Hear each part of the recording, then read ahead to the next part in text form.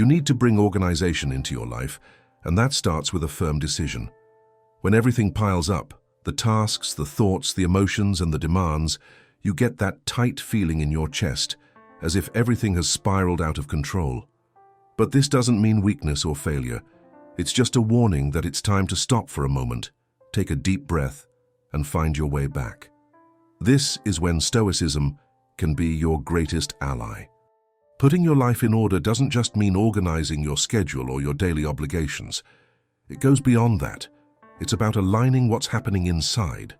It's about deciding, with clarity and freedom, who you really are and what the purpose of your journey is. To achieve this, you don't need more pressure. What you need is direction, courage of spirit, and the certainty of what truly matters. Today I want to share with you 9 Stoic practices capable of changing the way you think, act, and see life.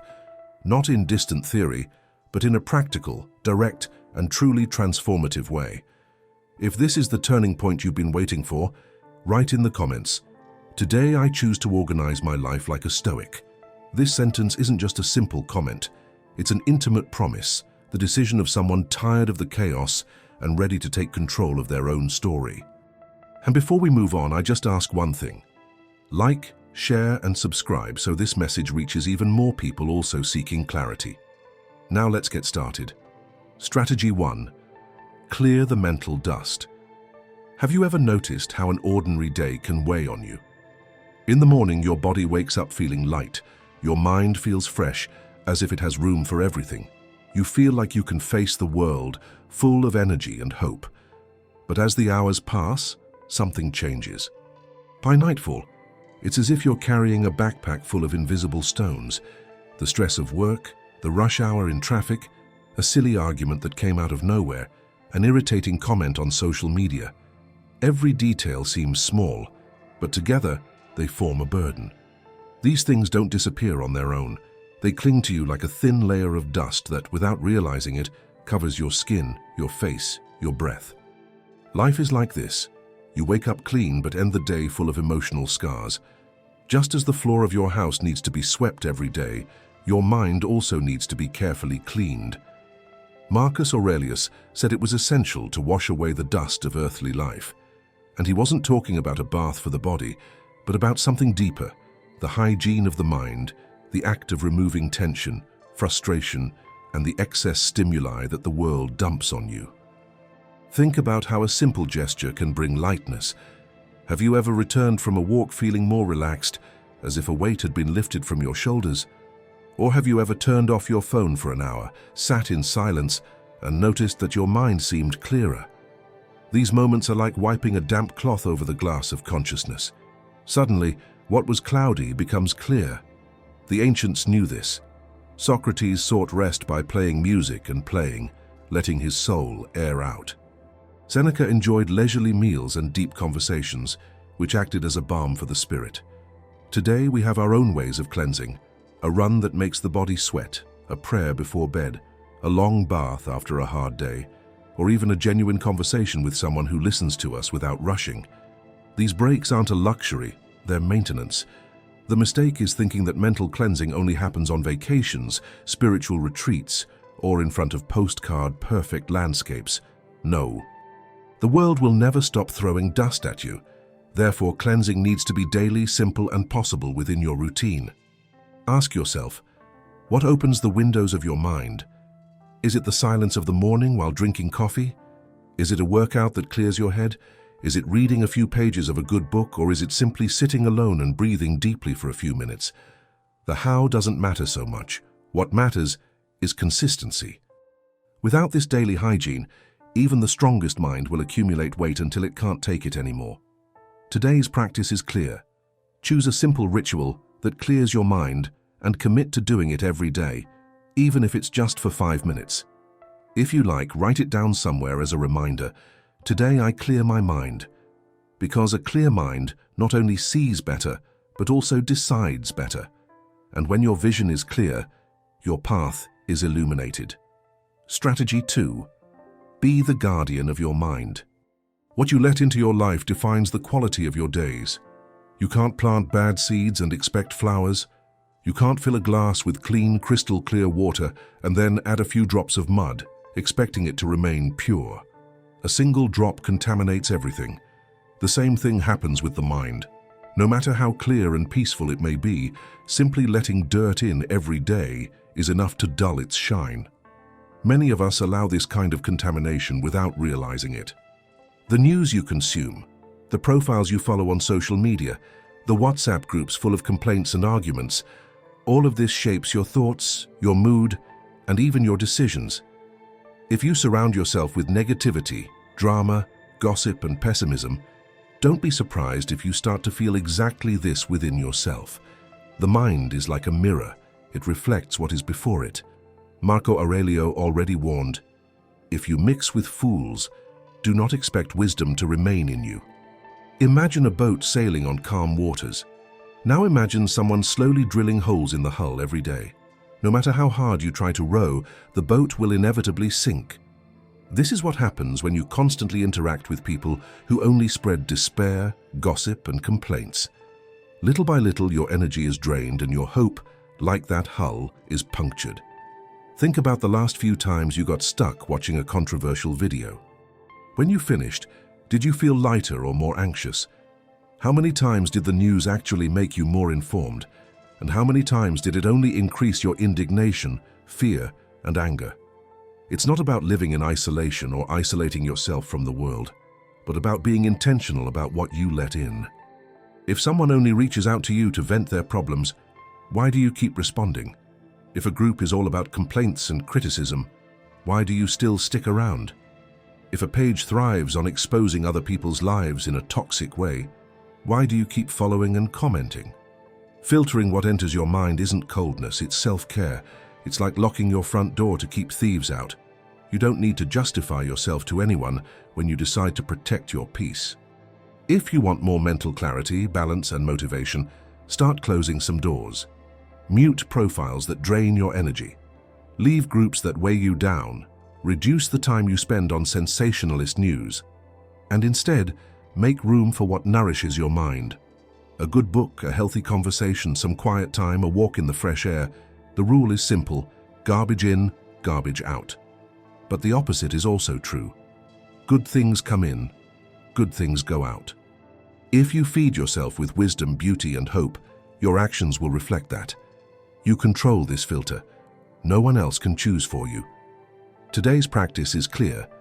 For 1 week, choose at least 3 sources of negativity and silence them. It could be a profile, a group, a TV show. Take the test and observe how you feel. It's like cleaning a dirty window. Suddenly light shines in, and the world seems more beautiful. And if this idea resonates within you, declare, "Today I choose to nourish my peace, because the quality of your life is a direct reflection of the quality of what you let into your heart." Strategy 3. Focus on the essentials. Outside, the world screams for your attention. Notifications pop up on your screen like fireworks. Messages demanding immediate responses, calls begging for a return call, seemingly endless household chores. And on top of all this, social media, blinking like beacons in a dark night, constantly calling to you, as if your life depended on keeping up with every new development. Amidst all this noise, there's something silent: your dreams. They wait patiently for you, but they grow increasingly distant because your mind is too occupied with what doesn't matter. Stoicism reminds us that this feeling isn't unique to our time. It's true that in the Stoic era, there were no cell phones or social media, but there was already overload. There were endless social obligations, jobs that sucked up the entire day, constant pressure to survive and please. The problem was never the sheer number of tasks, but the lack of clarity about what was truly essential.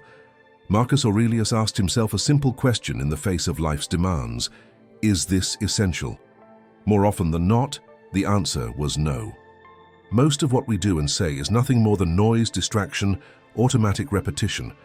When you remove the inessential, everything that's left becomes clearer and easier to manage. It's like wiping a cloudy window. Suddenly, your vision opens up. Doing less isn't laziness, it's intelligence. Every time you say yes to the unnecessary, you're saying no to your peace, your energy, and the projects that could truly transform your life. Seneca already warned, loving the rush isn't synonymous with productivity. It's just a restlessness of the mind. Many people live like those who run on a treadmill. They expend energy, get tired, but don't move forward. Ask yourself, with everything you're doing today, what are you really building? Look at your last few weeks. How many commitments have you accepted out of obligation? How many purchases have you made solely due to social pressure? If half of that disappeared tomorrow, would the world miss it? Would you miss it? Consider the common example of someone who wants to improve their life, but remains trapped in the cycle of rushing and consuming. They work hard, put in overtime, but their pay disappears like water on sand. It's not for lack of effort, it's for lack of priorities. They buy a new cell phone when they don't need it, order takeout several times a week, or change cars on impulse. Meanwhile, what could truly bring about change, like an investment, a financial cushion, or a course that could open new doors, keeps getting postponed. Excess steals space that should be reserved for the essential. Saying no isn't rude, it's liberating. You don't need to give elaborate explanations. A simple no thank you protects what's most precious, your time and your focus. Every time you reject the superfluous, you're saying yes to what builds your life, strengthens your dreams, and restores clarity to your path. Today's practice is this. Choose 3 things you do or spend money on unnecessarily and cut them in half over the next 7 days. It could be reducing your time on social media, ordering less food, or curbing impulse buying. Notice how this frees up time, energy, and clarity. You'll discover that doing less doesn't mean living less. It means living better, with room for what truly matters. And if you're enjoying the content, consider becoming a channel member. Besides helping the channel, you'll also get exclusive content. Click the link in the description and become a member now. Back to the content. Strategy 4. Decide to be free, not submissive. Have you ever stopped to think about how many things seem to control your life, even without you realizing it? Sometimes you think you're making decisions on your own, but in reality, you're being guided by impulses, habits, or desires that have become routine. It's like driving the car of your own life and suddenly feeling the steering wheel start to turn on its own, taking you down a road you never chose. This feeling is exactly what addiction causes. It takes control, even when you think you're in control. And we're not always talking about something huge and dramatic. Often, they're small things, so common they go unnoticed. It could be the urge to check your phone before even getting out of bed, as if the day couldn't begin without it. It could be the urge to eat something sweet right after lunch, even when you're not hungry, simply because your body has gotten used to it. Or even that habit of cracking open a beer every night, until the mere thought of going a single day without it seems impossible. These are automatic gestures that seem harmless, but when combined, they rob you of your freedom to choose. Physicist Richard Feynman experienced this firsthand. One ordinary day, while doing his homework, he felt a strong, uncontrollable urge to drink. He wasn't an alcoholic, but that moment frightened him. He felt that he was no longer in control of himself, but alcohol. And it was this clear awareness that made him stop immediately. He didn't want to live with this invisible prison. Something similar happened to Dwight Eisenhower, former president of the United States. He had a compulsive smoking habit, 4 packs a day. After suffering a heart attack, his doctor was blunt. If he continued smoking, he would put his life at risk.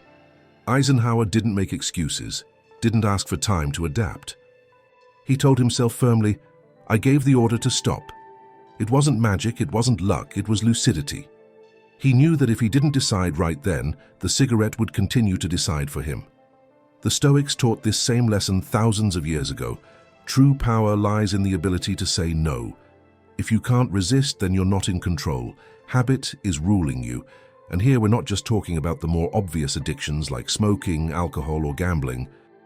We're also talking about the little traps of everyday life, the ones that steal precious minutes, energy, and focus without you even realizing it. So ask yourself one question. What do you feel that it needs to feel good? Is it coffee in the morning, your cell phone before bed, dessert after lunch? Now imagine being able to give up all of that without suffering. Imagine not depending on anything to be at peace.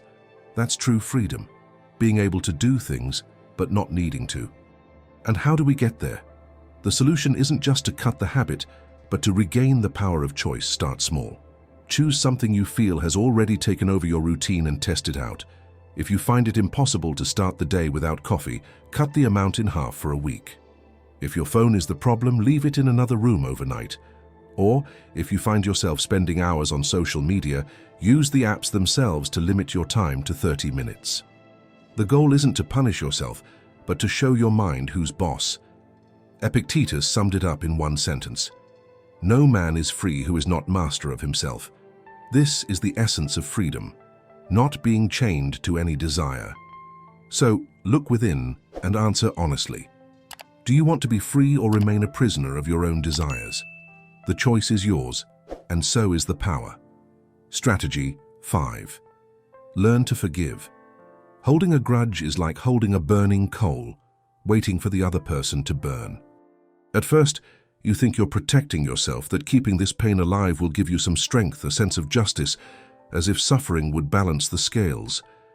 But with each bitter memory, with each desire for revenge, it's as if you grip the coal even tighter. The fire doesn't reach the other person. It burns you silently, consuming your peace, your energy, your present. Over time, your hands become so wounded that they can no longer hold anything peacefully. Resentment takes up so much space within you that even good things seem to lose their luster. And the worst part is that this prison doesn't have stone walls, but is real. Built inside your mind, carried in your heart. You live trapped, believing the key is in someone else's hands, but it isn't. The key is yours. Forgiveness isn't about patting someone on the head. It doesn't mean what happened was fair, nor that you should accept that person back into your life. It's not about pretending it didn't happen or forgetting overnight. Forgiveness is an act of liberation. It's like releasing the burning coals that are burning your skin. It's like opening the cage you've locked yourself in. Marcus Aurelius once said, "The best revenge is not to be like your enemy." When you forgive, you are not removing responsibility from the other person. You are removing the chains of bitterness from yourself. I've experienced this myself. Years ago, I had a profound disagreement with someone I considered a brother. It was like being stabbed in the back of my mind. The pain accompanied my every thought, stole my sleep, and sapped my joy. I nursed this hurt like someone feeding a monster. Until one day I realized either I let it out or I would be devoured. I decided to write a message. I apologized for what I might have done wrong and left open the possibility of a sincere dialogue. The response was cold, defensive, almost hostile. It was the kind of reaction that could have reignited my anger. But the opposite happened. I felt light. The weight lifted, because I had done my part. I understood, once and for all, that I cannot control other people's reactions. I can only control my own actions. Holding a grudge is like drinking poison, hoping the other person will suffer. It feels like protection, but it's self-destruction. Forgiveness is the antidote. And even if the other person doesn't take it well, even if they never understand or apologize, you've already broken the invisible chain that bound you to the past. Forgiveness doesn't erase what happened, but it transforms who you are in the face of it. It restores your strength, your clarity, and your freedom. Today's practice is simple yet powerful. Think of someone you need to forgive, or someone you need to ask for forgiveness from. Don't expect it to be easy. Don't expect the other person to accept it. Do it for yourself. If the person responds with kindness, great. If not, you will still have gained the peace of knowing you did what you could. You don't control the outcome, but you do control your decision to heal. And every time you choose to heal, you regain a piece of your freedom. Today, write to yourself, "I choose to release the coal." Because holding on to pain is remaining chained, but letting go is what finally opens the doors to the future. Strategy 6. Don't leave energy idle. Have you ever felt like you were surrounded by things on all sides, but inside felt empty? It's as if your house is full, your desk is covered with objects, your drawers are stuffed, but at the same time, your heart and mind are dull and powerless. When everything around you feels heavy, confusing, and disorganized, it's natural to feel drained of energy, unfocused, and directionless.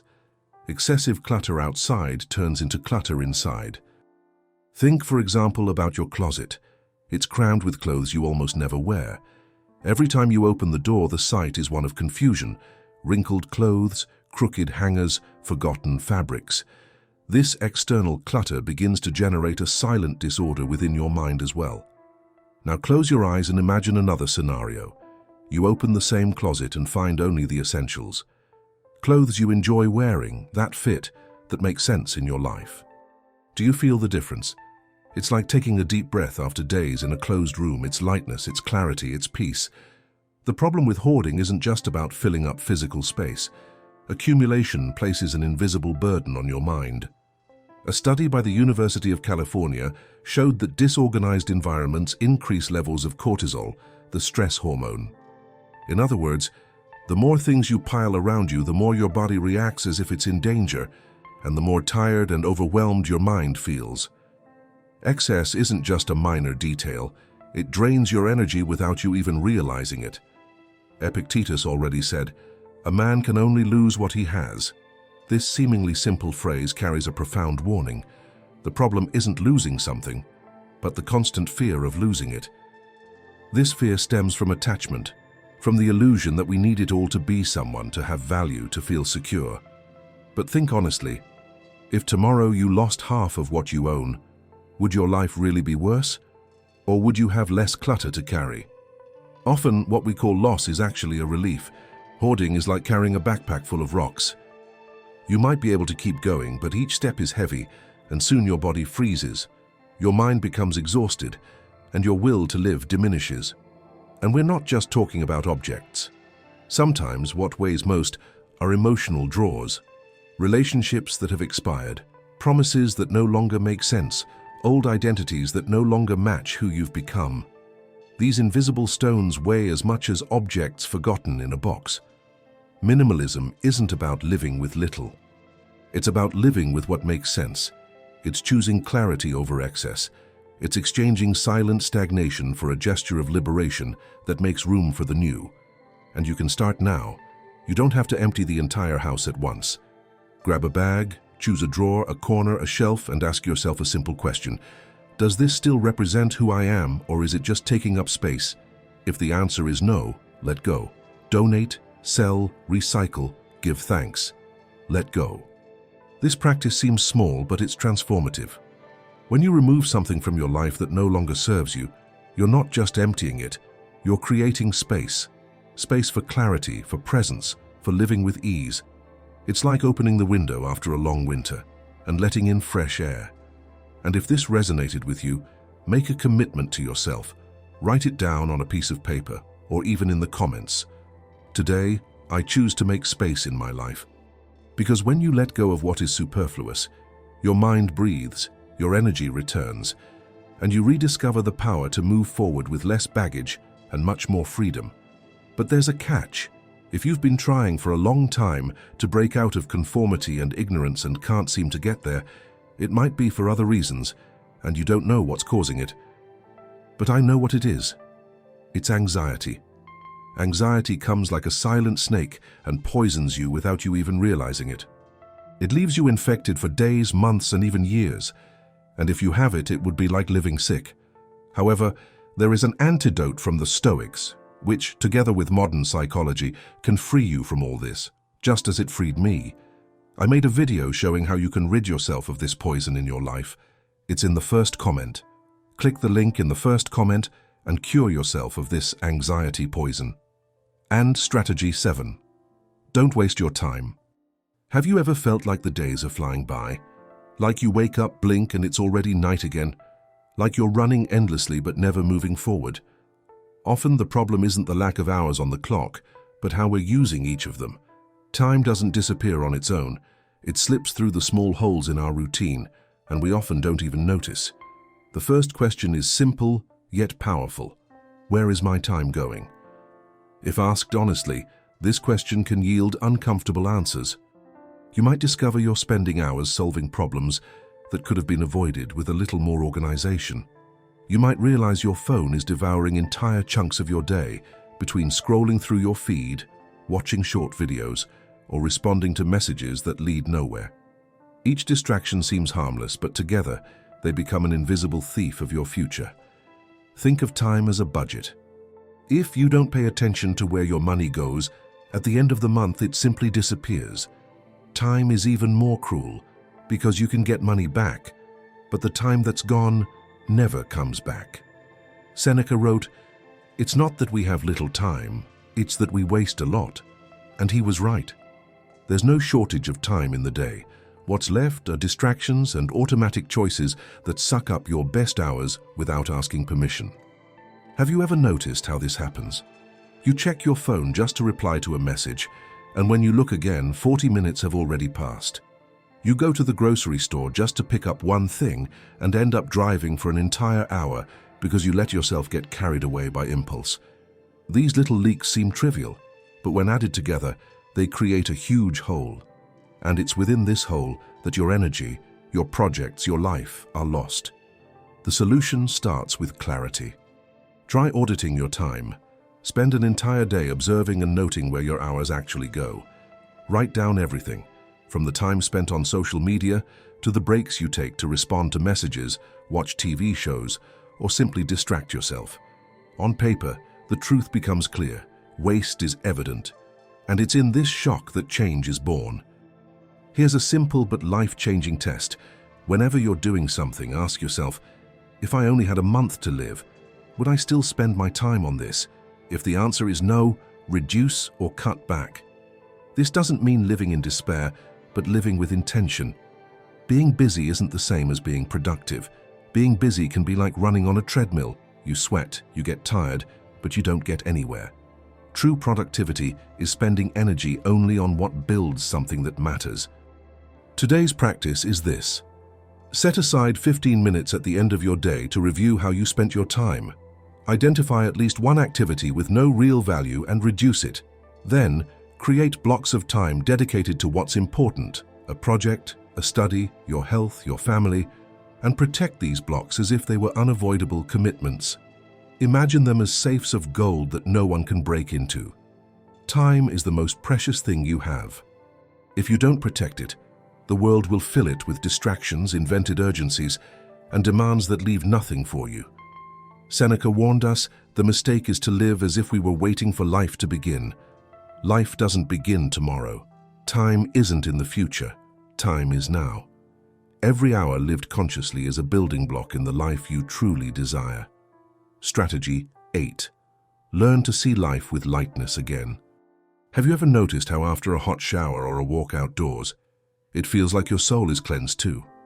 The water running down your body seems to wash away not only sweat and dust, but also fatigue, tension, and the heavy thoughts that have clung to you throughout the day.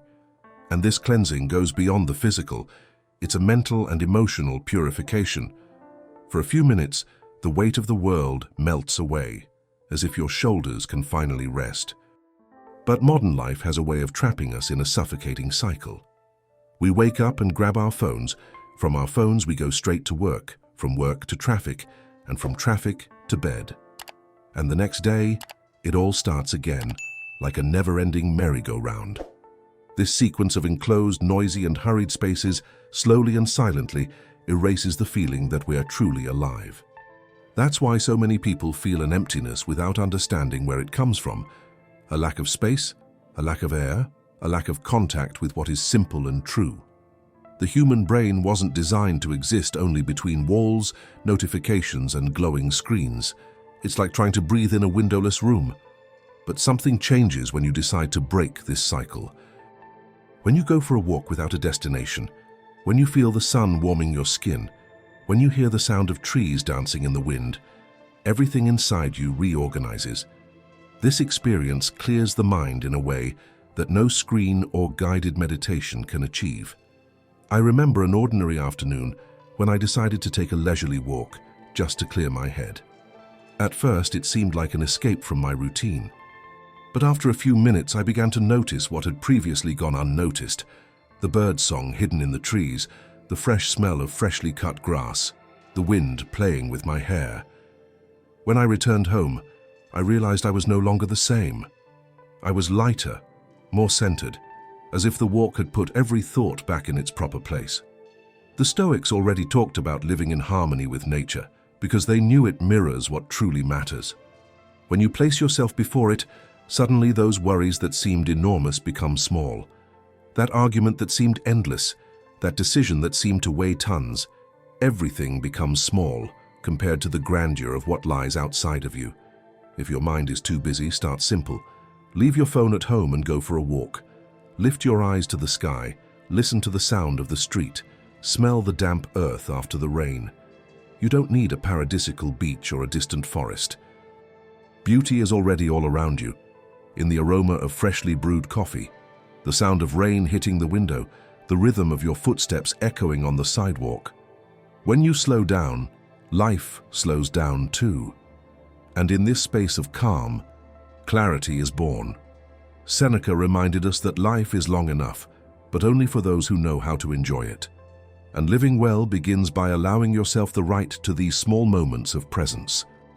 Because in the end, the essential has always been nearby, waiting to be noticed. Today's practice is simple.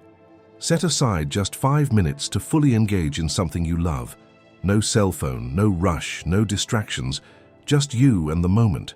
It's in this silence that life whispers, and it's in this silence that peace finally finds you. Strategy 9. Accept the challenge that will change your life. How many times have you started the year full of energy? You make lists, write down goals, daydream about everything you'll achieve. And for a few days, the excitement seems enough to carry you forward. But then life happens. A problem arises at work, an unexpected bill, a conflict at home, and little by little, that initial enthusiasm fades. What was strength turns to exhaustion, what was clarity turns to overwhelm. Until one day, you look around and feel like everything is falling apart. But here's the truth the Stoics would remind us without hesitation. The year isn't over. Your story isn't over. And even now you can change its direction. Marcus Aurelius said, "You have power over your mind, not over external events." Realize this, and you will find strength. You can't control what's happened, but you can decide what you'll do from now on. That's the real challenge. Getting up, dusting yourself off, and getting back on track. What matters aren't the stumbles of the past few months, but the choices you make today. Life doesn't rebuild itself all at once, as if by magic. It reorganizes itself through small daily actions, silent choices that seem small, but which, when added together, transform everything. Getting up early when you don't feel like it. Staying focused when the world distracts you. Acting with kindness when everything invites a bad mood. It's in this repeated effort that a strength that no failure can erase is born, your determination. The Stoics never waited for perfect conditions to act. They knew that the right time is always now. If you wait for life to push you, you'll stay in the same place. You need to be the impulse, you need to be the movement. Yes, getting up after a stumble requires strength, but above all, it requires determination. No one can do this work for you. It's your courage that will pave the way. And courage doesn't mean not feeling fear. Courage is taking the step even with fear walking beside you. It's facing discomfort, knowing that difficulty is not an enemy, but a teacher. Think of the oyster. An oyster that has never been hurt will never produce pearls. It is precisely the discomfort, the friction, the grain of sand that, when transformed, generates something precious. Life is like this. The pearls you carry in your heart are created in pain, but polished by your reaction to it. So when you feel like giving up, remember, that's when Stoicism stops being a theory and becomes a life. You don't act because it's easy, you act because it's necessary, because if you don't take the next step, no one can take it for you. Today's practice is clear. Accept the challenge of action. Choose one thing you've been putting off for weeks, months, or even years, and do it today. It doesn't matter if it's sending a message, organizing a space, starting a project, or taking care of your health. It doesn't matter if the results won't come tomorrow. What matters is proving to yourself that you're still in control. And if this message awakened something in you, repeat it out loud or write it down. Today I accept the challenge, because just as a pearl is born after pain, the life you desire will only be born after your decision.